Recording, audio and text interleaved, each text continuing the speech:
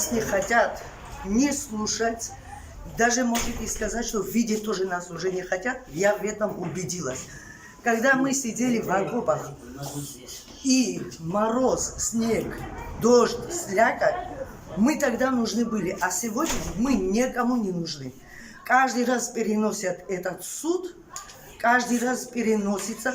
Это специально. Мы не вчера родились, слава Богу. Я уже в возрасте, в хорошем возрасте. Не вчера родилась и прекрасно знаю, что это делается, для чего это делается. Неужели мы все женщины, которые инвалиды, мы должны сидеть возле парламента, под деревом или где-то в другом месте? Почему они этого вынуждают? Чтобы это весь народ, весь мир видел. Мы этого не хотим. Сегодня наше руководство, наше правительство не хочет нас выслушать, нас понять, что хотят, то и делают. Значит, мы вынуждены пойти и сидеть вон там. До последнего, пока мы не сдохнем вот так, так как нас уже никто не хочет. И это реально. Что случилось, каждый раз переносится суд, как будто бы такое громкое дело, как будто бы это такое уголовное дело, что это нерешимое, чтобы каждый раз переносить.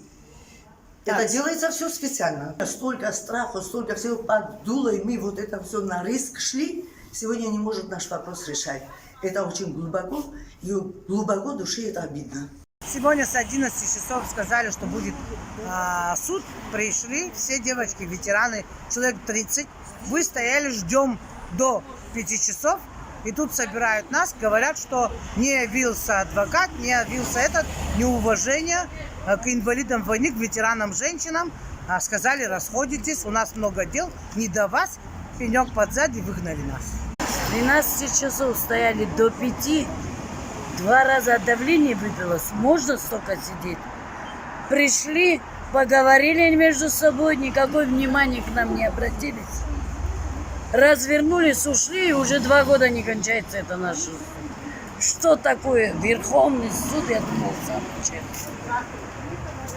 Они все одинаковые.